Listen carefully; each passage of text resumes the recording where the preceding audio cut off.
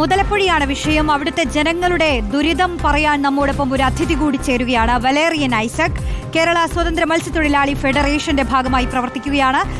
Valerian Isaac, നമസ്കാരം. നമ്മൾ മുതലപ്പുഴക്കാരെ കേട്ടുകൊണ്ടിരിക്കുകയാണ്. പ്രത്യേകിച്ച് ഇന്ന് രാവിലെ മുതൽ ഓരോരുത്തരും അത്രത്തോളം വൈകാരികമായാണ് പ്രതികരിക്കുന്നത്. നമ്മൾ മൈക്ക് വയ്ക്കുമ്പോൾ തന്നെ അത്രത്തോളം അനുഭവിച്ച് മടുത്തു എന്ന തരത്തിലാണ് ആ മനുഷ്യർ പറയുന്നത്. ഇപ്പം നിലവിൽ നേരിടുന്ന വലിയ പ്രശ്നം എന്താണ്? മുതലപ്പുഴി പൂർണ്ണമായും അത്രയും മണ്ണ് മൂടിക്കിടക്കുന്ന ഒരു സാഹചര്യത്തിൽ എന്താണ് നിങ്ങൾ നേരിടുന്ന പ്രശ്നം? ഞങ്ങൾക്കിപ്പോഴും തൊഴിലിന് പോകാൻ പറ്റാത്ത ഒരവസ്ഥയിലെത്തിയിരിക്കുകയാണ്. ചെറുവള്ളക്കാർക്കും വലിയ വള്ളക്കാർക്കും തൊഴിലിന് പോകാൻ എന്ന് വെച്ചാൽ ഒരു കട്ടം വരെ പോലും ഒരു 40 കോടി രൂപ ചെലവാക്കിയ ഈ മുതലപ്പൊഴിയിൽ കൊണ്ടുപോകാൻ പറ്റാത്ത അവസ്ഥയിലേക്ക് എത്തിയിരിക്കുകയാണ്. അത് ഞങ്ങളുടെ കുഴപ്പമല്ല, ഇവിടുത്തെ ഭരണകർത്താക്കളുടെ കുഴപ്പമാണ്. ഇവിടുത്തെ സർക്കാർ വിചാരിച്ചിരുന്നെങ്കിൽ ഇതിനു മുമ്പേ ഞങ്ങൾക്ക് ഇതിനൊരു ശാശ്വത പരിഹാരം കിട്ടുമായിരുന്നു. പക്ഷേ ഇക്കാലം അത്രയും ഞങ്ങൾ മുറവിളിയിടുന്ന ഭാഗമായിട്ട് നമ്മൾ ഒരാഴ്ച 2 ദിവസം 3 ദിവസം കഴിയുമ്പോൾ ശരിയാക്കി തരാമെന്ന് പറഞ്ഞ് ഇവിടുത്തെ വകുപ്പ് മന്ത്രി പറയുന്നുണ്ട്, ഇവിടുത്തെ ഉദ്യോഗസ്ഥന്മാർ പറയുന്നുണ്ട്. പക്ഷേ ഇത്രയും നാളായിട്ട് പോലും ഒരു ശാശ്വത പരിഹാരം ഇവിടെ കാണുന്നില്ല. ഇക്കാലം അത്രയും അപകടങ്ങളില്ലാതെ ഈ ഭാഗത്ത്, പ്രത്യേകിച്ച് തിരുവനന്തപുരം ജില്ലയ്ക്കകത്തുള്ള മത്സ്യത്തൊഴിലാളികൾ വളരെയേറെ തൊഴിലിന് പോകാൻ പറ്റാത്ത ഒരവസ്ഥയിലേക്ക് എത്തിയിരിക്കുകയാണ്. ഈ ഒരു സാഹചര്യം നിങ്ങൾക്ക് അധികൃതരുമായി പങ്കുവയ്ക്കാൻ പല തവണ കഴിഞ്ഞിട്ടുണ്ടല്ലോ. പക്ഷേ സജി ചെറിയാനൊക്കെ ഈ നിമിഷത്തിലും നിങ്ങളോട് എന്താണ് പറയുന്നത്? പ്രത്യേകിച്ച് നിങ്ങൾ ഈ മണൽ നീക്കം ചെയ്യണമെങ്കിൽ തന്നെ വലിയ ഡ്രഡ്ജർ ആവശ്യമുണ്ടല്ലേ? പക്ഷേ അങ്ങനത്തെ ഒരു സംവിധാനങ്ങളും അവിടെ ഇല്ല. നമ്മൾ ദൃശ്യങ്ങളിൽ തന്നെ കാണിക്കുമ്പോൾ രാവിലെ മുതൽ നമ്മുടെ റിപ്പോർട്ടർമാർ അവിടെ നിന്ന് തത്സമയം വിവരിക്കുകയായിരുന്നു. ഒരു JCB കൊണ്ടൊക്കെയാണ് ഈ പറയുന്ന മണൽ നീക്കം ചെയ്യുന്നത്. അതെന്താണ് സംവിധാനങ്ങൾ ഇല്ലാതായി പോകുന്നത്? ഇത് ഇന്നലെ പറയുന്നതല്ല. കഴിഞ്ഞ മെയ് മാസത്തിൽ ഇവിടുത്തെ ഫിഷറീസ് വകുപ്പ് മന്ത്രിയും സംഘടനാ നേതാക്കൾ എല്ലാവരും കൂടെ ചേർന്നുകൊണ്ട് ഒരു തീരുമാനമെടുത്തത് മുതലപ്പൊഴിയിൽ എത്രയും പെട്ടെന്ന് ഇതിനൊരു പരിഹാരം കാണാമെന്ന് പറഞ്ഞുകൊണ്ട് അതിന് കുറേ നാളിന് മുമ്പേ തന്നെ ഇതേ കണക്ക് ഞങ്ങൾ പറയുമ്പോൾ ഞങ്ങളടുത്ത് പറയുന്നത് ഇവിടെ അദാനി ഉണ്ട്, അദാനിയെ കൊണ്ട് ഞങ്ങൾ ചെയ്യിപ്പിക്കാം, ഒരാഴ്ച കഴിഞ്ഞാൽ അല്ലെങ്കിൽ 2 ദിവസം കഴിഞ്ഞാൽ അതിനൊരു പരിഹാരം കാണാം എന്ന് പറയുന്നതല്ലാതെ ഇക്കാലം അത്രയും അദാനിയുടെ ടെൻഡർ വിളിച്ചു, ടെൻഡറിന്റെ സമയം കഴിഞ്ഞിട്ട് പോലും ഈ അദാനി കാരണമാണെന്നാണ് ഞാൻ മനസ്സിലാക്കുന്നത്. കാരണം ഇവിടുത്തെ അവസ്ഥ എനിക്കറിയാം. ഇവിടുത്തെ ഇത്രയും മണ്ണ് ഏറ്റവും കൂടുതൽ കൂടാൻ കാരണം അദാനി കഴിഞ്ഞ വർഷം അവസാന മാസങ്ങളിൽ ഒരു കാരണവശാലും മണ്ണ് റദ്ദ് ചെയ്താൽ മണ്ണ് കോരി കൊണ്ട് ഇങ്ങനെ കോരിയെടുത്താൽ എത്ര മണ്ണ് കിട്ടും? അദാനി ആ മണ്ണ് റദ്ദ് ചെയ്ത് മാറ്റിയിരുന്നെങ്കിൽ ഇവിടെ ഈ അപകടങ്ങൾ സംഭവിക്കത്തില്ല.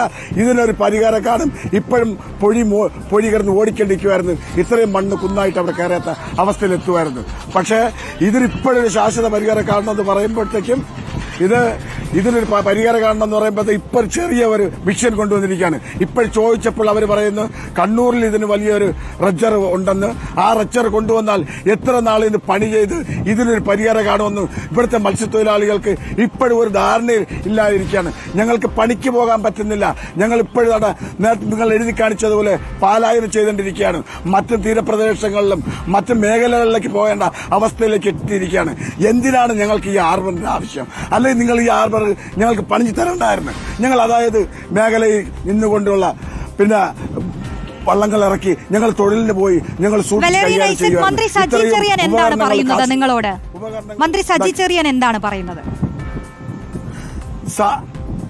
സാറ് പറയുന്നത് ഞങ്ങൾ എപ്പോഴും ചെന്നാലും ആദ്യകാലങ്ങളിൽ മന്ത്രി പറയുന്നത് അദാനി ശരിയാക്കി തരും, അദാനിക്കടുത്ത് പറയാം, അദാനി എന്തെങ്കിലുമൊക്കെ ഉണ്ടാക്കി തരും എന്നുള്ള ഒരു മനോഭാവമായിരുന്നു. അപ്പൊ ഞങ്ങൾ മത്സ്യത്തൊഴിലാളികളായി ഞങ്ങളും വിചാരിക്കുന്നത് ഇവിടുത്തെ ഫിഷറീസ് മന്ത്രി വിശ്വാസത്തോട് പറയുന്നു ഇവിടുത്തെ അദാനി ശരി. അപ്പൊ അദാനിക്ക് ഇതിനൊരു കൂടുതൽ സംവിധാനം ഉണ്ടെന്നുള്ള ഒരു പൂർണ്ണ തെളിവ് ഞങ്ങൾക്കുണ്ട്. അതിന്റെ ഭാഗമായിട്ടാണ് ഞങ്ങൾ ശരി അദാനി ചെയ്യുമല്ലോ, ചെയ്യട്ടെ എന്നുള്ള പ്രതീക്ഷയായിരുന്നു. പക്ഷെ അദാനി ചെയ്യുന്നില്ല. തിരിച്ചിപ്പോഴും പറയുന്നത് ഇപ്പോൾ അതിനുള്ള അദാനി 2 കോടി 14 ലക്ഷം രൂപ കൊടുത്താൽ മാത്രമേ പണി ചെയ്യാന്ന് പറയുന്നത്. ഇത് ഞങ്ങൾ എന്തിനാണ് ഞങ്ങൾ ഈ പറ്റിക്കുന്നത്? ഞങ്ങൾ എന്തിനാണ് ഈ കണ്ണീരിലാട്ടുന്നത്? ഞങ്ങൾ എന്താണ് സഹോദരങ്ങളെ തീർച്ചയായും മനസ്സിലാവുന്നു എന്തിനാണ് പറ്റിക്കുന്നത് എന്നുള്ളത് ഒരുപാട് പേർ ചോദിക്കുകയാണ്. അതായത് ഇപ്പൊ ഈ ഡ്രഡ്ജിങ്ങും സോയിൽ പൈപ്പിങ്ങും ഒക്കെ നടത്താൻ സ്ഥിരം ഒരു സംവിധാനം വേണമെന്ന് നിങ്ങൾ ആവശ്യപ്പെട്ടിരുന്നു. ഈ സർക്കാർ ഒരു ഘട്ടത്തിൽ നടത്തിയ വാഗ്ദാനം എന്ന് പറയുന്നത് തൊഴിലെടുക്കാൻ കഴിയാതെ നിങ്ങൾ അത്രയും ബുദ്ധിമുട്ടുന്ന സാഹചര്യത്തിൽ മറ്റൊരു തൊഴിലിടം, മറ്റൊരു തൊഴിൽ സംവിധാനമൊക്കെ വാഗ്ദാനം ചെയ്തിരുന്നു. അതൊക്കെ വല്ലതും നടക്കുന്നുണ്ടോ അവിടെ? ഒരു സംവിധാനം നടക്കുന്നില്ല.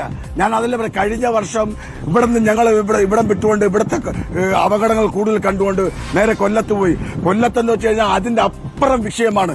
കാരണം ഞങ്ങൾ ഇവിടുന്ന് അങ്ങോട്ട് പോയപ്പോഴത്തേക്കും ഞങ്ങൾക്ക് അതിനുള്ള സുരക്ഷിതമല്ല, അതിനുള്ള സംവിധാനങ്ങളൊന്നുമില്ല. ഞങ്ങൾ എവിടെ തെരുവിൽ കിടക്കുന്നു. അവിടുത്തെ ഉദ്യോഗസ്ഥന്മാർ ഞങ്ങൾക്ക് പരിശോധന നടക്കുന്നു. ഞങ്ങളെ പരിശോധിച്ചുകൊണ്ട് അവരുടെ പിന്നെ അറസ്റ്റ് ചെയ്യേണ്ട അവസ്ഥയിലേക്ക് എത്തിയിരിക്കുന്നു. ഞങ്ങൾക്ക് ആവശ്യമില്ലാത്ത ഫെറ്റികൾ അടിച്ചുകൊണ്ട് എന്ത് കാരണം ഞങ്ങൾക്ക് ഇവിടുന്ന് ഈ രേഖകളും കൊണ്ട് കടലിൽ പോകാൻ പറ്റുമോ? കര വരുമ്പോൾ രേഖ കൊടുക്കേണ്ട ഉത്തരവാദിത്വം ഞങ്ങൾ. അപ്പൊ കൊല്ലത്ത് പോലും ഒരു സംവിധാനം ഇല്ലെങ്കിൽ ഞങ്ങൾ ഈ വരുന്ന മൺസൂൺ കാലം എന്ത് തൊഴിൽ ചെയ്യുന്നു ഞങ്ങൾക്ക് തന്നെ അറിയാത്ത അവസ്ഥയിലാക്കി എത്തിയിരിക്കുന്നത്. തീർച്ചയായും നിങ്ങളുടെ ജീവിതമാർഗമാണ് വഴിമുട്ടി നിൽക്കുന്നത്. അത് ഓരോരുത്തരും വാക്കുകൾ പറയുന്നതേ വ്യത്യാസമുള്ളൂ, പറയുന്ന കാര്യം ഒന്ന് തന്നെയാണ്. എന്തായാലും നമുക്ക് പൂർണ്ണമായും അത് മനസ്സിലാവുകയാണ്. കൂടുതൽ പ്രതികരണങ്ങളിലേക്കാണ് നമ്മൾ പോകുന്നത്. ഈ ഘട്ടത്തിൽ നമ്മളോട് പ്രതികരിച്ചതിന് നന്ദി വലേറിയൻ ഐസക്. പറയൂ, പറഞ്ഞോളൂ.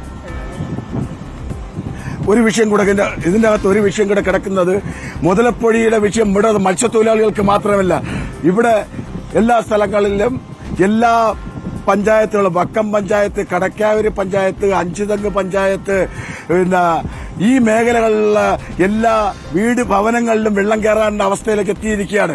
ഈ മുതലപ്പൊഴി ഇങ്ങനെ അടഞ്ഞു കഴിഞ്ഞാൽ ഇപ്പൊ പല വീടുകളിലും വെള്ളം കയറി വെള്ളപ്പൊക്കത്തിന്റെ അവസ്ഥയിലേക്ക്. തീർച്ചയായും ആ വീടുകളിൽ വെള്ളം കയറിയ സ്ഥലത്ത് ഞങ്ങൾ പോയിട്ടുണ്ട്. ആ അവസ്ഥ പ്രേക്ഷകർക്ക് മുന്നിലേക്ക് എത്തിക്കുകയാണ്. എന്തായാലും ഈ ഘട്ടത്തിൽ പ്രതികരിച്ചതിന് നന്ദി. ഒരുപാട് വിഷയങ്ങൾ മുതലപ്പൊഴിയിൽ നിന്ന് പ്രേക്ഷകർക്ക് മുന്നിൽ എത്തിക്കേണ്ടതുണ്ട്.